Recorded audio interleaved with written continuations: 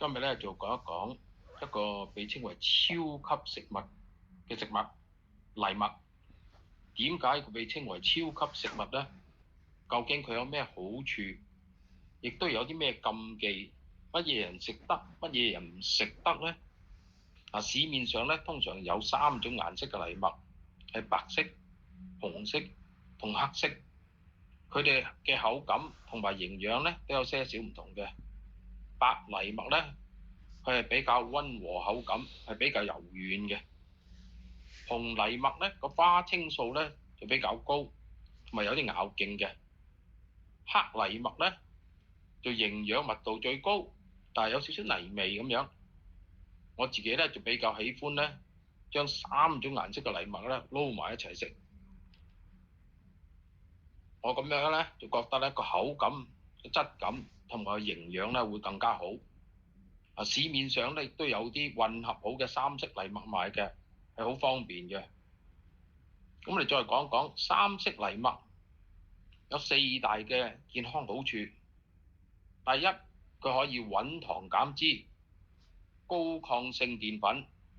藜麥屬於低升糖主食，佢含有豐富嘅膳食纖維。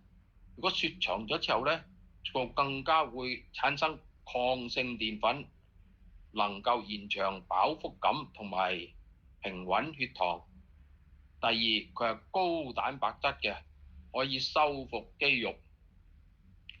含有9種人體無法自行合成嘅必需氨基酸，係素食者同埋健身人士補充優質蛋白質嘅絕佳來源。第三，佢係高效抗氧，保護心血管。紅黑藜麥嘅皮富有花青素同埋類黃酮，抗氧化能力咧係好高嘅，可以幫助身體對抗慢性發炎。第四，佢嘅礦物質係非常之豐富嘅，佢冇麩質，含有豐富嘅鐵、鎂、鋅同埋維他命 B 群，而且佢完全唔含麩質，對小麥過敏或者腸胃敏感者咧係非常之友善嘅。咁食用3色藜麥就有4大禁忌同埋要留意嘅。第一，消化力弱嘅需要適量少食。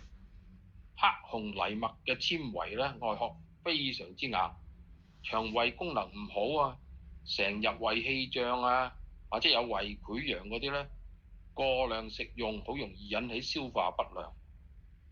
第二，腎臟疾病嘅唔可以食得太多。藜麥嘅鉀、磷含量比較高，慢性腎臟病或者腎功能不全嘅，如果攝取咗過多咧，會增加呢個腎臟代謝嘅負擔。第三，痛風急性期應該避免食用。藜麥含有中等濃度嘅普林嘌呤或者係成分，痛風症發作或者高尿酸血症患者咧，需要嚴格控制攝取量。第四，未徹底清洗咧，好易傷胃，並且咧好苦澀嘅。藜麥表面上有啲天然防蟲嘅皂素，如果冇反覆搓洗乾淨咧，會引起刺激腸胃嘅黏膜，甚至引起輕微嘅輻射嘅。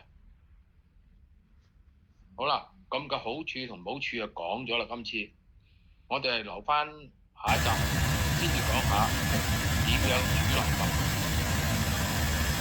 多謝大家收睇。好啦，歡迎大家訂閱、按讚同埋分享。